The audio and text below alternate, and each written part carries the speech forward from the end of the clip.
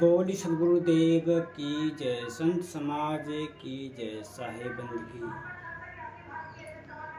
ध्यान मूलम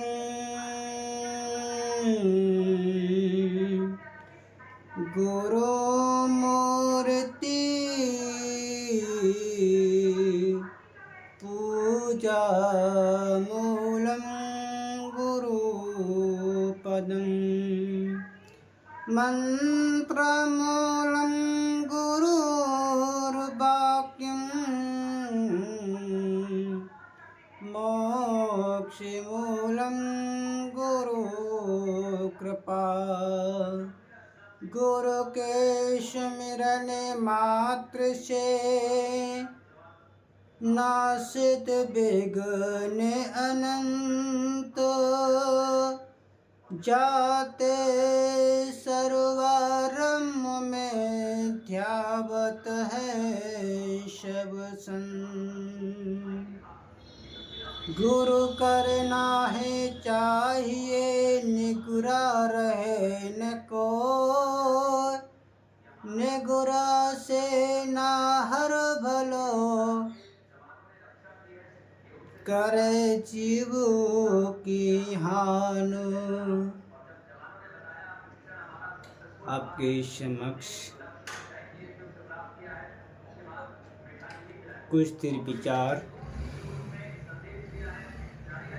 आज हम जानेंगे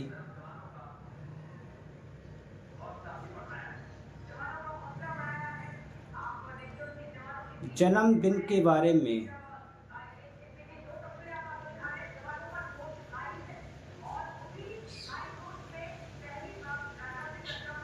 सदगुरु श्री कबीर साहब जी कहते हैं, समाज को एक नई दिशा देते हैं। सदगुरु कबीर साहब के संदेश को हम समाज को जागृत करने के लिए उनके विचारों को सुनना चाहिए। पर देखते हैं कि सदगुरु कबीर साहब के मौलिक ग्रंथ बीजक में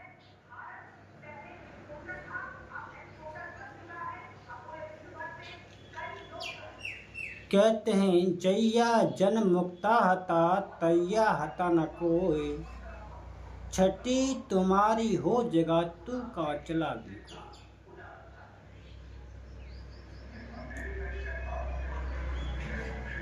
सदगुरु श्री कबीर साहब का कहना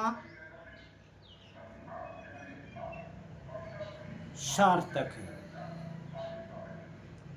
जीव आत्मा इस संसार में जब आती है, मुक्त भूमिका में आती है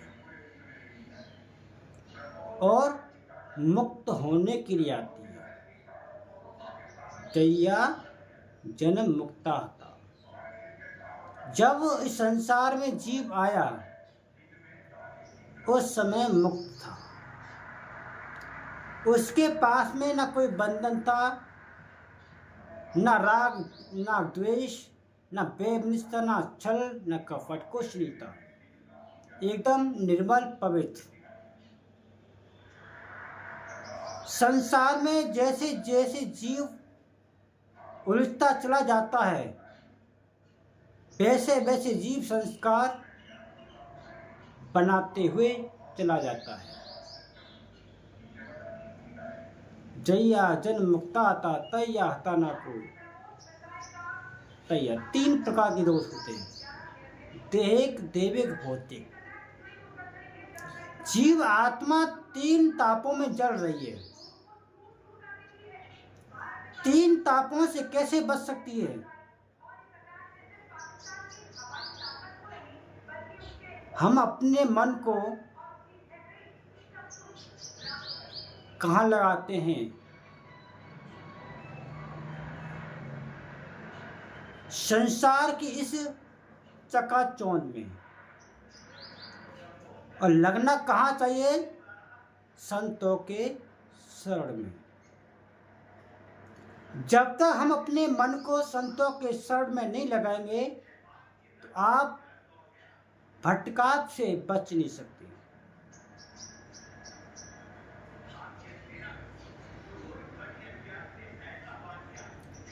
पहले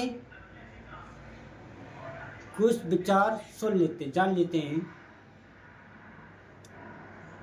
जो मेन पॉइंट हुआ, हम जन्मदिन क्यों मनाते हैं?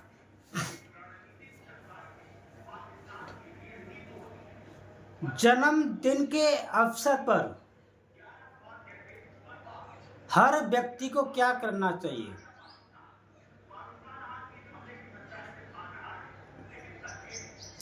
जन्मदिन पर क्या व्यक्ति को केक काटना चाहिए या नहीं? केक काटना उचित है या अनुचित? आज हम बहुत ही गहराई से समझेंगे केक काटना कहाँ तक अनुचित है। एक बच्चा छोटा होता है, जिस परिवार में, जिस समाज में संतों का सानिध्य रहता है, संतों के संस्कार रहते हैं, उस परिवार में केक नहीं काटा जाता, क्योंकि वो संतों के नियम के अनुसार ही चलते हैं।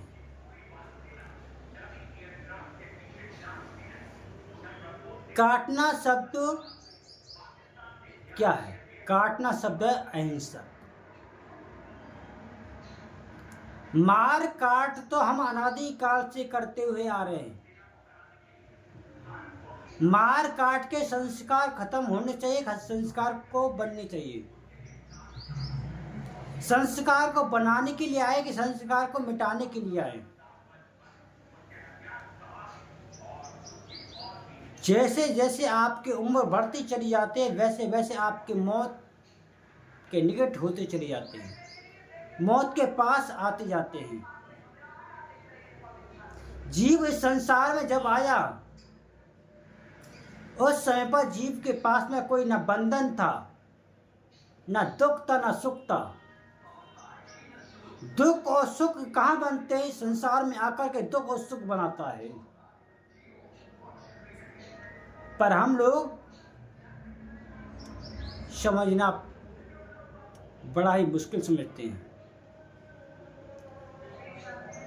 यदि हम समझेंगे नहीं, जाना नहीं, बूझा नहीं, समझ किया ना, को अंधे को अंधा मिला रहा बतावे कौन?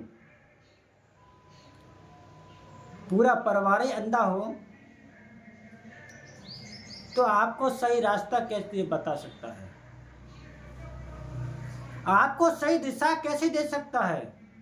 क्योंकि स्वयं परिवार भी अंधा है। स्वयं का परिवार वाले पूजा पाठ करते हैं, भूत प्रेतों को मानते हैं, देवी देवताओं को मानते हैं, तो आपको संस्कार कैसे दे सकता? अच्छी संस्कार आपको अच्छे संस्कार वही दे सकता है जिस परिवार में संतों का आवागमन हो, जिस परिवार में संतों का आना जाना हो, जिस परिवार में संतों का सत्संग होता हो, जिस परिवार में संतों का सानिध्य हो, वही परिवार अच्छा बन सकता है। क्योंकि गुरु के नाम पर आज हम लोग ठगे जा रहे हैं। गली गली गुरुआ फिरे, हमसे कंटी लियो, गली गली गुरुआ फिरे, हमसे कंटी लियो। नरक जाओ चाहे स्वर्ग जाओ, हमें रुपया दियो। आपका स्वर्ग और नरक से कोई मतलब नहीं उनको। पर अपनी गिनती बढ़ाने के लिए लगाए कि मेरे चेला इसने 100, मेरे 90 चेला हैं तो मेरे 100 चेला हो जाएं।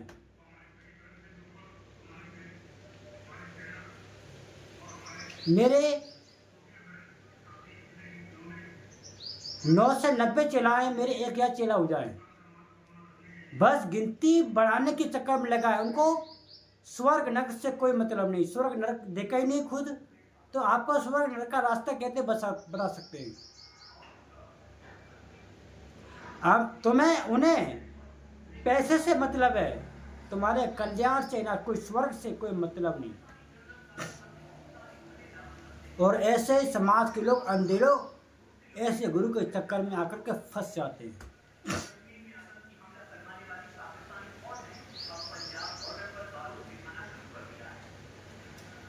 हम लोग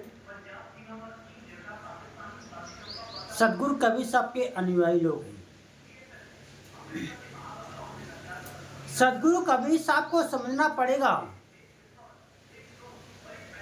सदगुरु कबीर साहब के सिद्धांत को समझना पड़ेगा। समझने के बाद में उस रास्ते पे आप चलते हैं तो आपकी मंजिल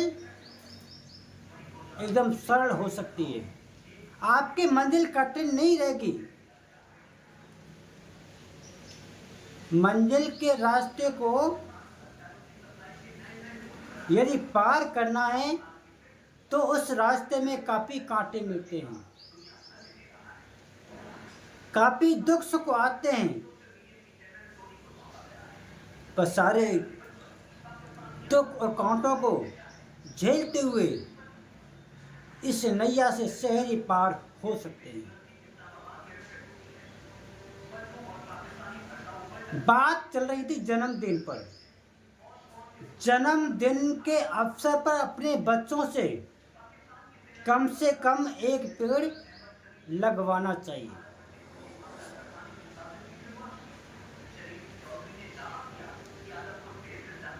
पेड़ लगवाएं और बच्चों को संतों के पास में ले जाएं। संतों से उनको दीक्षा दिलवाएं। जब बच्चों का जन्मदिन हो उस दिन बच्चों को संतों के पास ले जाकर सत्संग सुनवाएं।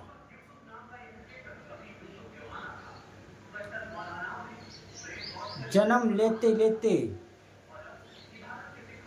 अभी तक संसार में देखा जाता है कोई जन्म लेते लेते हारा नहीं। ना मरते मरते हारा है, ना जन्म लेते लेते हारा है।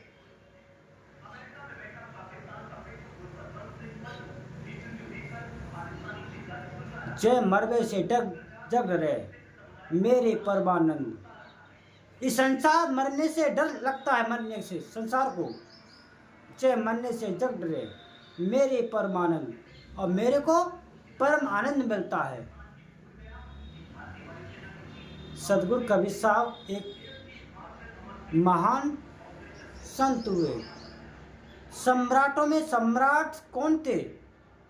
सदगुरु श्री कबीर साहब जी, जिन्होंने हमें समाज को और हर व्यक्ति को एक नई दिशा दी, एक नया मार्गदर्शन दिया।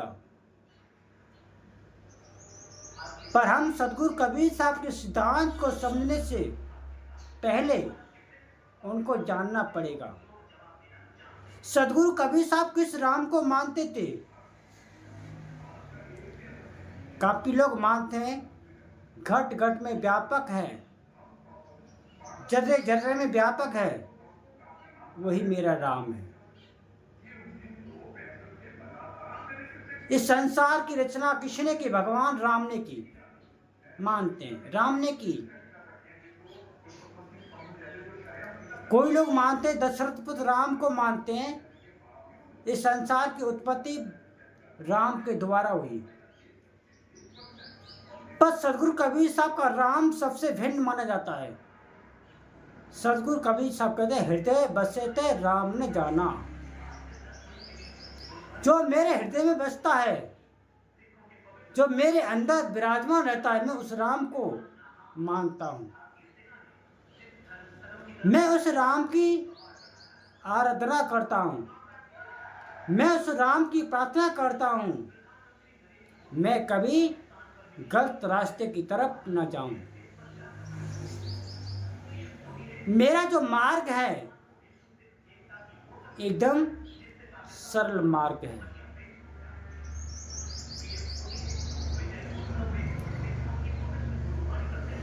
जीव संसार में जब आता है रोते हुए आता है।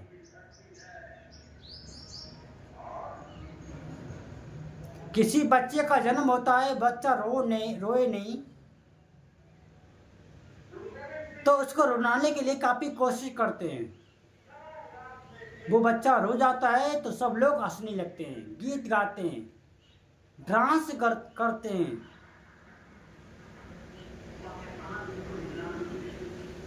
कैसी भिन्नता है। सदगुरु कबीर साहब को लेकर के हम काफ़ी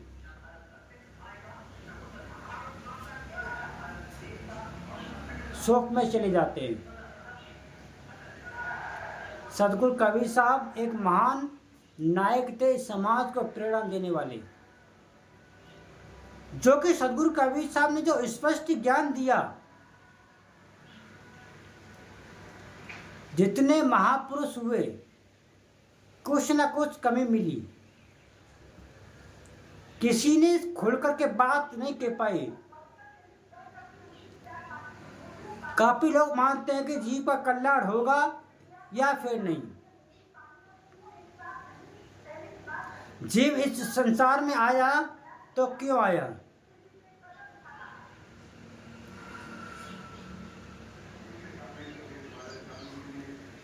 ना मेरे कोई माता पिता है, जो भी इस संसार में घटना घटती हैं आपके पिछले कर्मों के माध्यम से घटती हैं। वर्तमान समय और भूत का समय,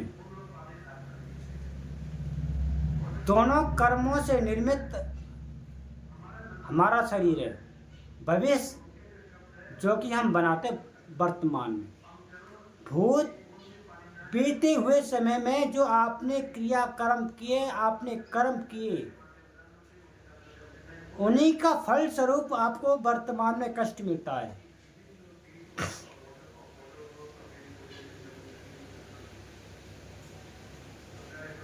आज ऐसी बातों को लेकर के समाज में मन मुटाव, समाज में घृणा फैलती चली जा रही है। आज सदगुरु कबीर साहब के नाम पर, सदगुरु कबीर साहब के जितने अनुयायी लोग हैं, जन्मदिन मनाते हैं और साथ साथ अश्लील डांस भी कराते हैं।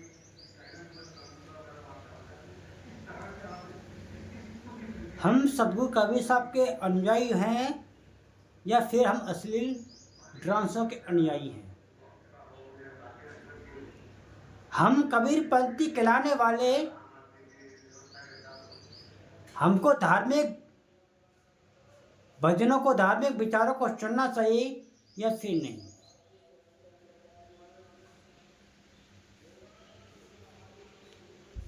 सदगुरु कबीर साहब इस समाज को खुलकर बोलने वाले संत हुए, स्पष्ट कहने वाले संत हुए और मुँह पर कहने वाले संत मिले। सदगुरु कबीर साहब का कहना समाज को जागृत करने वाला, जैसे कोई व्यक्ति सो रहा है, सोते से आज जगाया सब चाल नजर आया। सदगुरु कबीर साहब सोते हुए को जगाते हैं। जाग तो रहा है, वो जाग रहा है, उसको जगाने की आवश्यकता नहीं है। जो सो रहा है अज्ञान की नींद में, मोह की नींद में, सदगुरु कबीर साहब उसको जगाने की कोशिश करते हैं। किसी प्रकार से ये व्यक्ति जग जाए, ये जग गया तो बंधनों से बच सकता है, उलझनों से बच सकता है। बहु बंधन से बांध दिया, जीव को बंधनों में उलझ बांध लिया है। किसमें? रस्सी। कोई रस्सी तो है नहीं है, फिर आखिर जीव कौन सी रस्सी से बंधा है? जीव के पास में ऐसी कौन सी रस्सी है, कौन सी साधन है जिस साधन से वो बंधा पड़ा है? जन्म तो हर व्यक्ति का होता है। संसार में ऐसे जीना है, संसार में ऐसे रहना है, आपके मर जाने के बाद में आपको लोग याद करें, ना कि आपके पीछे, आपकी पीठ पीछे आपकी बुराई करें। फलाना व्यक्ति चला गया, बहुत अच्छा रहेगा, उसकी वजह से हम लोग सब लोग परेशान थे। कबीर जब हम पैदा हुए, जगह से हम रोए, ऐसी करनी कर चलो, हम हंसे जब रोए। हमें ऐसी कौन सी करनी है, कौन सा काम करना है जो कि समाज के लोग हमको याद करें। कर ले कमाई ऐसी जो साथ जा सके,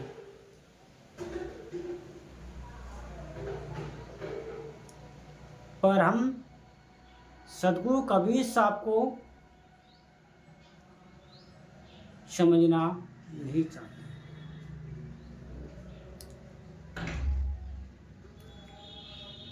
हम लोग कुछ समय बाद 11 जून को कबीर जयंती आने वाली है। पूरे भारतवर्ष में सदगुरु कबीर साहब की जयंती को मनाएंगे। अभी कुछ समय निकल के गया है, महात्मा बुद्ध की जयंती निकल के गई।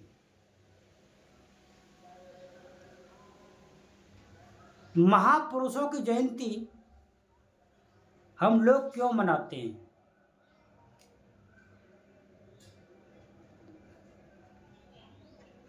और लोगों की जयंती क्यों नहीं मनाते हम लोग? जो महापुरुष हुए उनकी जयंती के अवसर पर हम सत्संग करते हैं,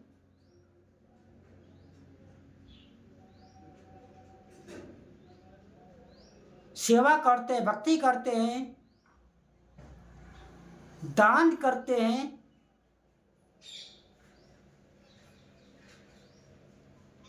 जयंती के अवसर पर ये करना आपके लिए सार्थक हो सकता है या फिर नहीं? हाँ, सत्संग सुनना आपके लिए सार्थक कब है? जब हम सत्संग को सुन करके हम अपने जीवन में उतारें, अपने जीवन में धारण करें, तो आपका सत्संग सुनना आपके लिए सार्थक हो सकता है। महापुरुषों की जयंती इसलिए मनाते हैं, महापुरुष हमारे लिए, समाज के लिए कुछ न कुछ दे करके जाते हैं। हमारे लिए, समाज को, इस परिवार को छोड़ करके जाते हैं। जब आकर के आपके लिए एक नई खोज करते हैं। महात्मा बुद्ध ने खोज करी दुख और दुख के कारण, और दुख का निवारण क्या है। संसार में दुख क्यों है और दुख है संसार में है, तो उसका निवारण क्या है? सदगुरु महात्मा बुद्ध ने इस पर खोज करी। दूसरा है साधना। ध्यान साधना करने से हमारे जीवन में क्या प्रभाव पड़ता है? महात्मा बुद्ध का प्रचार प्रसार सबसे ज्यादा अशोक सम्राट के माध्यम से हुआ। उस समय पर संत सम्राट अशोक भारत का राजा था और कई राज्यों को जीत कर अपने अधीन कर लिया था। जब सम्राट अशोक के सामने अच्छे अच्छे राजा पराजित हो जाते हैं, तो वो सम्राट बन जाता है। उस समय पर महात्मा बुद्ध अपने जन समाज को लेकर के प्रचार प्रसार कर रहे थे। वहीं पर सम्राट अशोक का मिलना होता है और महात्मा बुद्ध से शरण ग्रहण करता है। उसके माध्यम से देश विदेशों में महात्मा बुद्ध का प्रचार प्रसार है। जो भी महापुरुष होते हैं उनके पीछे कोई न कोई किसी का हाथ होता है। बाद में हुए डॉक्टर भीमराव अंबेडकर। उनकी मां तो कबीरपंथी थी और डॉक्टर भीमराव अंबेडकर ने महात्मा बुद्ध का प्रचार किया। उस समय पर ब्राह्मणवाद तप रहा था।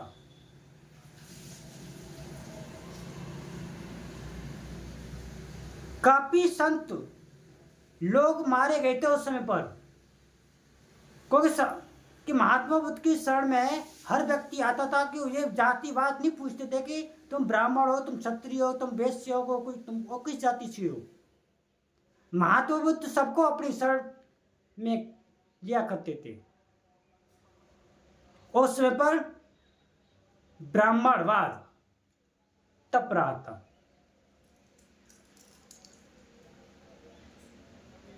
उस समय पर कौन हुए?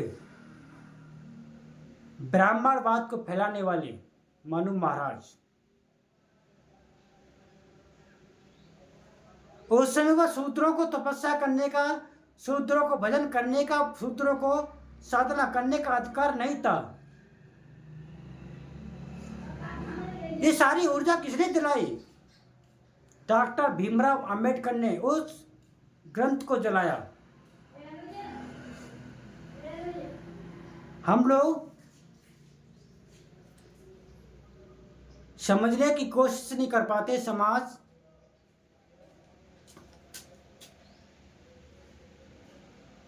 को हम लोग क्या मानते हैं। जयंती हम लोग संतों की मनाते हैं। संत गुरुजन हमको बहुत कुछ देते हैं। अभी हमारे पास में सब 11 जून को परम पूज्य सदगुरु श्री कबीर साहब की जयंती आएगी। सदगुरु कबीर साहब के समय पर भी हिंदू और मुसलमान तप रहा था। सदगुरु कबीर साहब ने हिंदू और मुसलमान को एकता के लिए समाज को प्रेरणा दी, समाज को जागृत किया। हम लोग कबीर जयंती के अवसर पर इन बातों को समझेंगे। हम लोग समाज को जागृत करना है, समाज को प्रेरणा देना है, तो हमें सदगुरु कबीर साहब के सिद्धांत को समझना पड़ेगा। सदगुरु कबीर साहब को जानना पड़ेगा।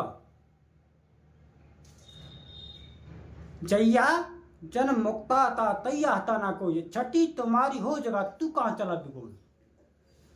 जीव आत्मा संसार में आती है तो मुक्त होने के लिए आती है और मुक्त भूमिका में आती है।